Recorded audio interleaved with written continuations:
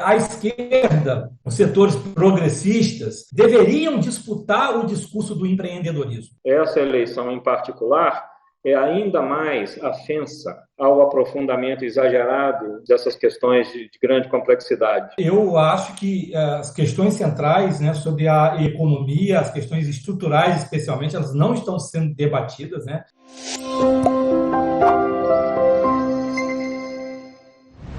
Sejam bem-vindos ao podcast Ideia Brasil. Neste episódio, o tema é o mais presente de todos, a economia e a crise social brasileira. Hoje nós temos aqui o Roberto Dutra, que é sociólogo e professor do Laboratório de Gestão e Políticas Públicas da Universidade Federal do Norte Fluminense e ex-diretor de Estudos e Políticas do Estado no IPEA. Boa tarde, Roberto. Boa tarde, Eric. Boa tarde, Alberto. É um prazer estar aqui conversar com vocês hoje à tarde. É um prazer nosso também, tenho certeza. E conosco também o Alberto Lourenço, que é economista com 22 anos de experiência no governo federal, atualmente trabalha nas pastas de Economia, Ciência e Tecnologia, foi secretário nacional do Desenvolvimento Sustentável e presidente da Fundação de Amparo à Pesquisa de Rondônia. Boa tarde, Alberto. Boa tarde, Roberto. Boa tarde, Eric. Bom, eu sou Eric Andriolo e eu vou ser o moderador dessa conversa nossa de hoje. E eu já vou começar perguntando uma coisa que talvez é necessária para a gente começar a falar do assunto em qualquer momento, né? No momento em que se culpa de tudo no cenário eleitoral. Se culpa governos passados, governos presentes, países estrangeiros, a situação das commodities, o petróleo, a guerra na Ucrânia. Qual é a crise que nós vivemos hoje, econômica e social no Brasil, objetivamente? Perguntando assim, o que tem de material, de objetivo e que realmente nos interessa para a gente falar aqui sobre a situação que se apresenta. É difícil resumir, Eric, porque o que seria a crise econômica brasileira teria diversas dimensões possíveis de tratamento. Uma crise mais profunda, mais estrutural. Obviamente, o retrocesso, a primarização, a reprimarização da economia brasileira como um todo. A perda de indústrias, a perda de competitividade em setores que antes tinham algum nível de complexidade e foram ou eliminados ou então reduzidos numa proporção mínima ante o desenvolvimento desigual do resto do mundo. O Brasil está claramente estagnado em termos do indicador mais óbvio, que é o de crescimento do PIB e da riqueza nacional, mas também estagnado na marcha de acompanhar o nível de competitividade dos setores produtivos e de serviços no resto do mundo. Essa é uma dimensão muito mais profunda. Existe uma dimensão imediata, que são os reflexos da própria crise brasileira no cotidiano, e especificamente no cotidiano mais recente, que tem uma óbvia influência no que estamos vendo agora pelas pesquisas e que veremos como resultado da eleição.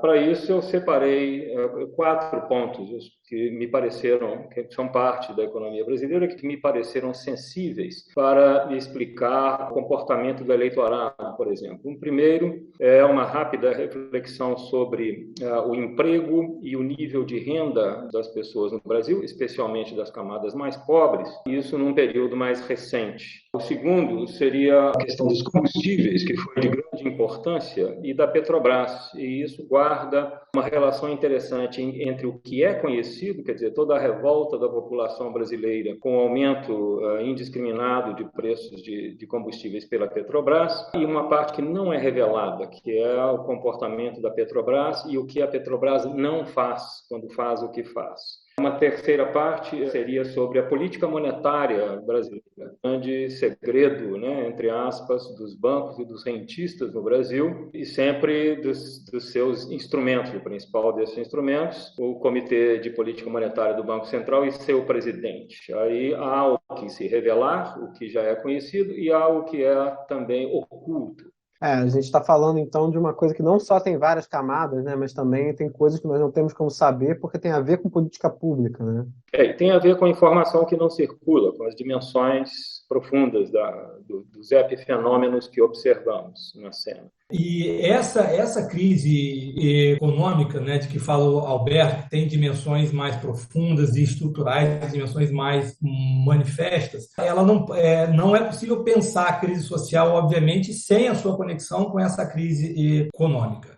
Boa parte da expectativa do eleitorado hoje, que vai votar em Lula e possivelmente garantir a vitória dele, é a de reconstrução daquilo que foi o mínimo de estado de bem-estar social que nós já tivemos. Mas mais do que em 2002, hoje, em 2022, para começar um governo em 2023, do meu ponto de vista, sem enfrentar, inclusive, a dimensão estrutural dessa crise econômica, não é possível construir ou reconstruir algo que mereça ser chamado de estado de bem-estar social no Brasil. Não tem como fazer política social minimamente decente com uma economia reprimarizada que não garante nem as oportunidades econômicas para as pessoas conduzirem a sua vida, né, com a sua própria autonomia, nem também as condições de financiamento do estado de bem-estar social.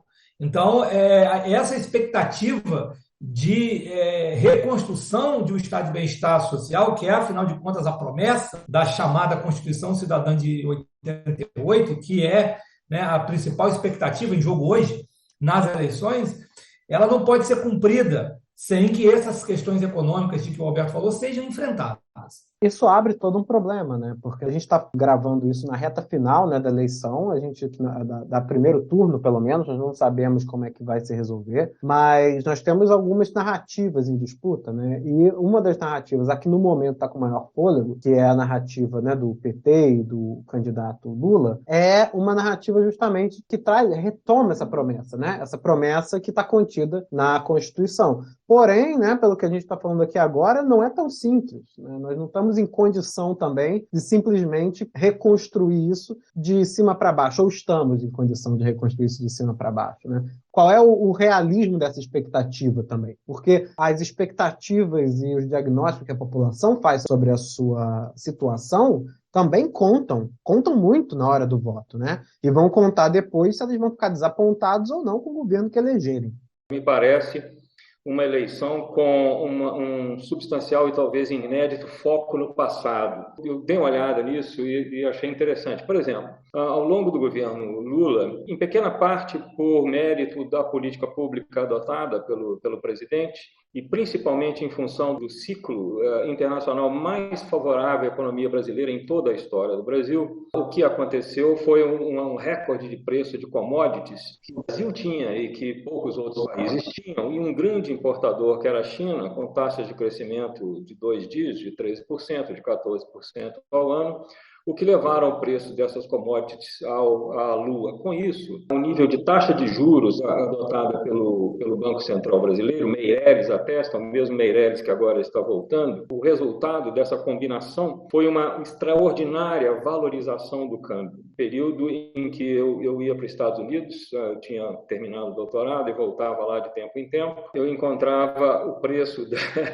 da banana nanica importada da América Central, muito mais bonitinha, com um selinho em cada uma das bananas, bem mais barata do que a banana que eu encontrava no mercado da esquina em Rondônia, onde eu estava trabalhando junto com o ministro. Esse era o nível da valorização cambial. Valorização cambial em economia significa salário médio real mais alto. Tudo que é exportável e tudo que é importado fica muito mais barato. E isso faz com que o mesmo salário nominal, os mesmos R$1.000, R$2.000 que você receba, compre muito mais coisas.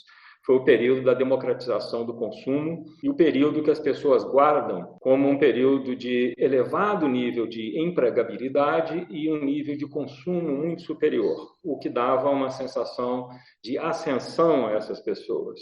O preço a pagar por esse ciclo do Lula é o preço da reprimarização e da desindustrialização. Isso já vinha ocorrendo, isso não é uma obra exclusiva do governo Lula, o governo Fernando Henrique deu sua boa contribuição a esse processo, mas ali, com o dólar extremamente barato, então tornando a nossa produção ainda menos competitiva com a produção asiática, foi o grande baque nas nossas indústrias. E esse preço pagamos. Mas acontece que as pessoas têm memória.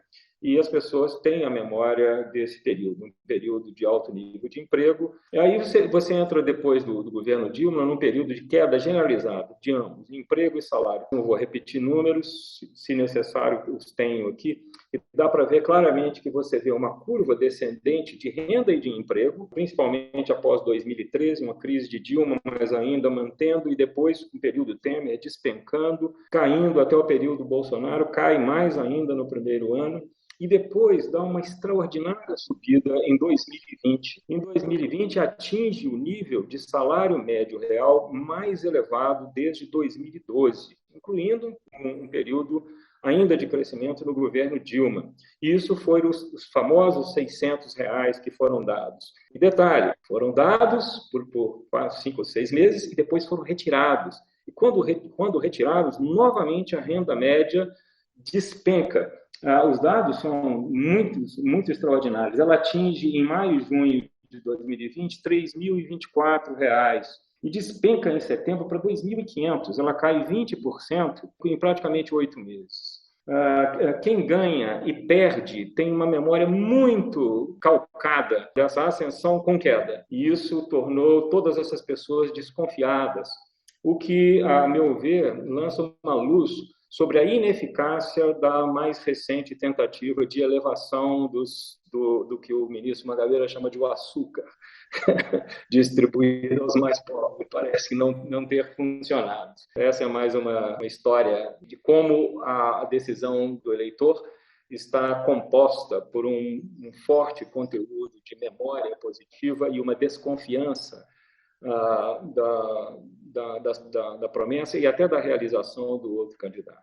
Bem, Alberto, esse ponto eu acho que é central para a gente entender, por exemplo, por que Bolsonaro não conseguiu o apoio crescente desse eleitorado, que ele tentou novamente agora cooptar, né, conseguiu apoio com o novo Auxílio Brasil. Justamente por causa dessa memória de desconfiança. A memória de ascensão econômica é, de fato, um fator explicativo do voto muito importante. No voto econômico, não é, por assim dizer, puramente econômico. Ele é um voto que passa por um trabalho, né, de memória e de atribuição. Ou seja, a quem você atribui politicamente as políticas que foram também responsáveis pela sua ascensão econômica. Foi assim que Dilma ganhou em 2010, e com Bolsonaro, o que me parece que está acontecendo é que essa desconfiança nessa subida de renda seguida por uma queda impede que seja atribuída a ele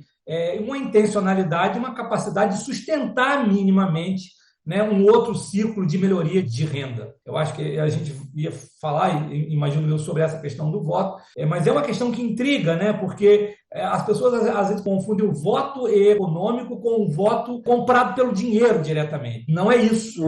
Né? O voto econômico é um voto que toma a renda e o emprego como dimensão central da decisão do voto, em lugar, por exemplo, de tomar a guerra cultural, como o Bolsonaro gostaria que fosse, para decidir o voto. Mas não é um voto pelo dinheiro, é um voto onde se trabalham, sobretudo, as expectativas de manutenção de um determinado padrão de renda e de emprego, e também a atribuição política disso, ou seja, quem pode ser e foi responsável, eventualmente, ou pela queda ou pela subida, né? E nós temos outras questões também, mas já vou voltar no ponto de fundo, né, que isso levanta, obviamente, a questão de como que a gente poderia, se quer começar a resolver o problema.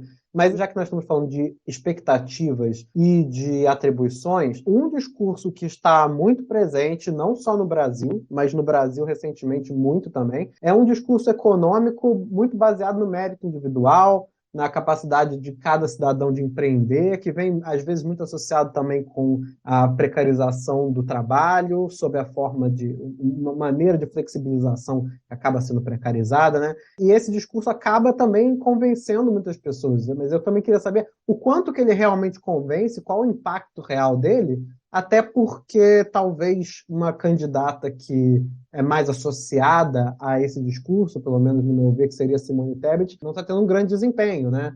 Mas o Bolsonaro também usou muito desse discurso, apesar de tentar fazer essa troca do voto, né, pelo auxílio. Então, como é que essa mentalidade que a gente viu no episódio passado aqui do podcast Ideia Brasil, nosso segundo episódio sobre evangélicos, também tem muito a ver com o pensamento neopentecostal da prosperidade, né, do esforço pessoal, que é uma virtude individual, né? Como é que isso aí está interagindo com essas expectativas também? Bem, eu acho que tem duas coisas que é preciso pontuar aí. A primeira coisa é que esse discurso, a manipulação ideológica desse discurso tem os seus limites.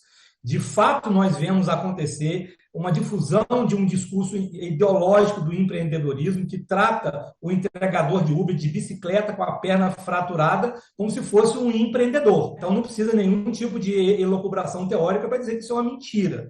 Uma ideologia no pior sentido do termo. Agora, toda ideologia é também uma meia-verdade. E aí é que entra, eu acho, o segundo ponto.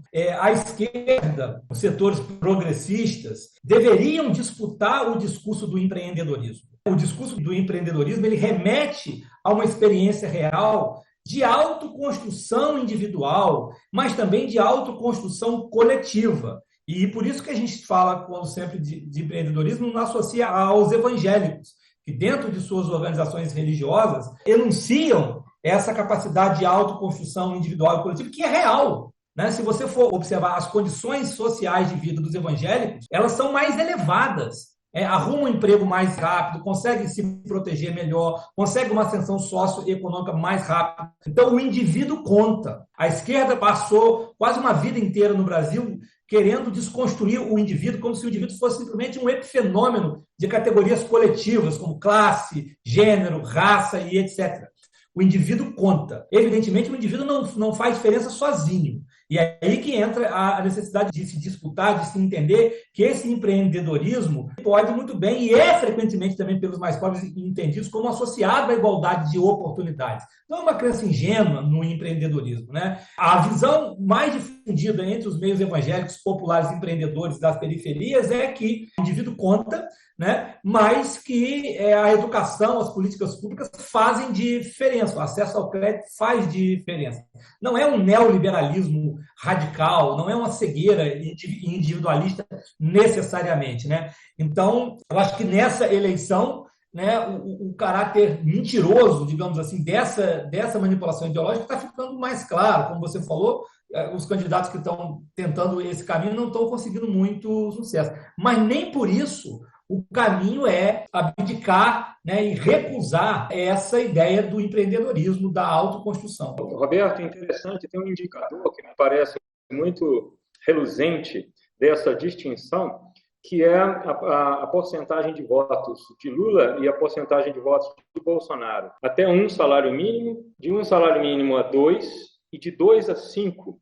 Quando você vê, mesmo a diferença entre 2 salários mínimos e um salário mínimo, você já vê uma queda de Lula e um aumento de Bolsonaro. E quando você pega até 5 salários mínimos de renda familiar, aí você encontra uma diferença muito grande em certo estado, predominantemente de homens, certamente com uma maior porcentagem relativa de evangélicos, mas ali estão esses pequenos empresários, batalhadores, pequenos negócios, que não veem, que veem com muita desconfiança as políticas de açúcar, as políticas de mera concessão de bolsas, e aí, em contraste com a própria batalha e o esforço e o resultado do esforço, eles desprezam e acho que, em grande medida, transferem essa distinção e esse desprezo para a sua opção eleitoral. Isso me parece muito claro quando você decompõe os votos por faixa de renda. E acho que é bem razoável a gente dizer que essa tendência não é nova. Né? Já há uma certa desconfiança com as políticas de açúcar, de bolsa, e que é recorrentemente interpretada pelos setores progressistas como uma coisa reacionária, como uma coisa simplesmente de negação do coletivo. E aí pronto, você cria uma situação de falta de entendimento do que realmente esse empreendedorismo significa. Né? O Brasil do agro, por exemplo, como que você vai chegar para uma cidade, por exemplo, como Sinop, que se construiu em poucas décadas, e dizer lá para as pessoas que o indivíduo não faz diferença, que é só o Estado que resolve e que constrói as coisas. Uma cidade que foi construída em poucas décadas e é um brinco sobre todos os aspectos. Só um exemplo, né? No centro do Brasil, se não me engano, também é caracterizado, né, por essa situação mais individualista, né, da construção dos municípios e também da relação com agronegócio, com a indústria do agro também, né, que faz essa diferença, né? E muitas vezes isso passa batido, né, na nossa discussão econômica, como se fosse só um cantão, e não é um cantão, né?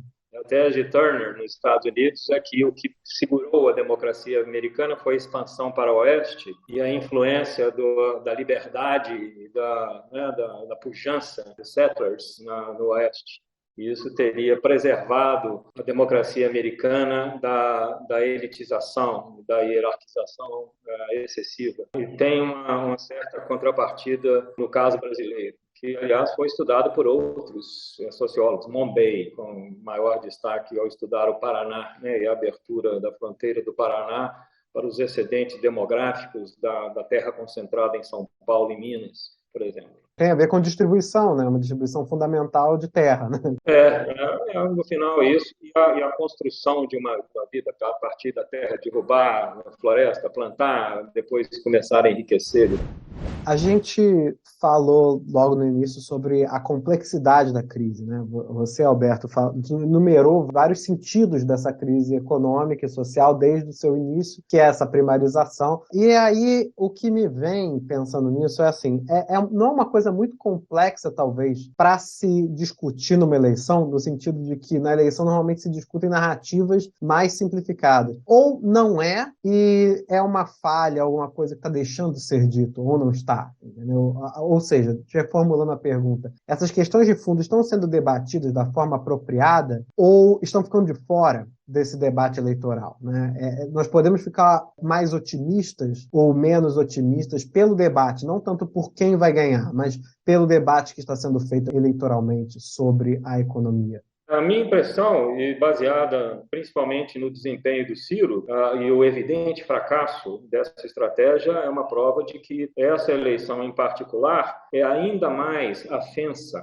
ao aprofundamento exagerado dessas questões de grande complexidade. Me irritava particularmente o Ciro, ao abordar qualquer coisa, citar números. Eu, como economista, tenho experiência com audiências que não adianta citar números para quem não entende a expressão numérica das dinâmicas sociais e econômicas que você descreve. E ele é um obcecado com isso, né?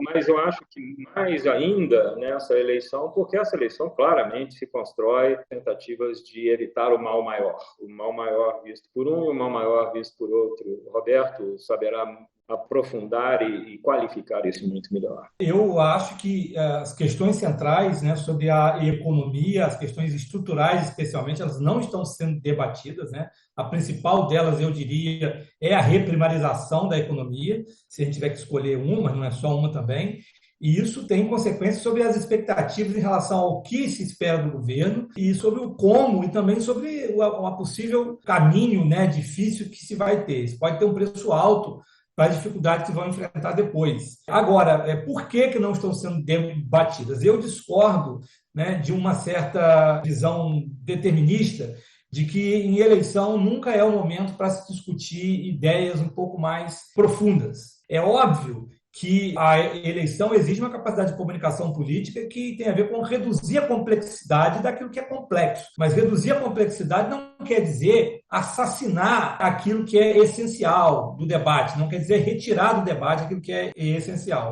Você pode discutir indústria, você pode discutir ciência e tecnologia, você pode discutir a capacidade de um país de se reinventar economicamente sem ter que ficar falando o tempo todo em números, como, por exemplo, faz o Ciro. De fato, essa eleição tem um cenário que é mais realmente afenso, né, a esse tipo de debate. Mas essa estratégia do Ciro, por exemplo, que é o único candidato que efetivamente tem a intenção, né, e teve a intenção de colocar isso como tema central, ela tem que ser repensada, não em relação ao Ciro, mas em relação a todo mundo que estiver interessado em pautar o debate público nessas questões. Porque não dá, o povo não seguia por isso. E é possível, sim, traduzir questões econômicas, a questão da reprimarização, é possível falar de indústria, mostrando, por exemplo, a dignidade de um trabalhador da indústria com o seu macacão. É possível falar de indústria numa linguagem esteticamente mais atraente, né? Então, eu acho que não podemos achar que a eleição nunca vai ser o espaço para isso, né? Eu acho que é possível, sim, né? Nessa não foi,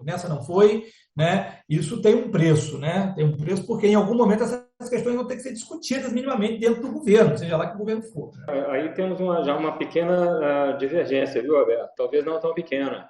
Eu acho que você está sendo muito otimista quanto a possibilidade de sucesso de uma estratégia desse tipo. Claro que eu concordo com você que deveríamos, né? Quem dera fôssemos um país com a capacidade de colocar com o máximo grau de complexidade possível para os eleitores e para o povo os problemas que são de fato complexos e que precisam, como tal, ser assim tratados. Mas o que observamos nas democracias na pós-modernidade, na era do TikTok, é claramente uma banalização. E a gente pode observar aqui, podemos observar em vários casos de países da Europa também que elegeram palhaços ou que se ativeram a disputas extremamente simplificadas.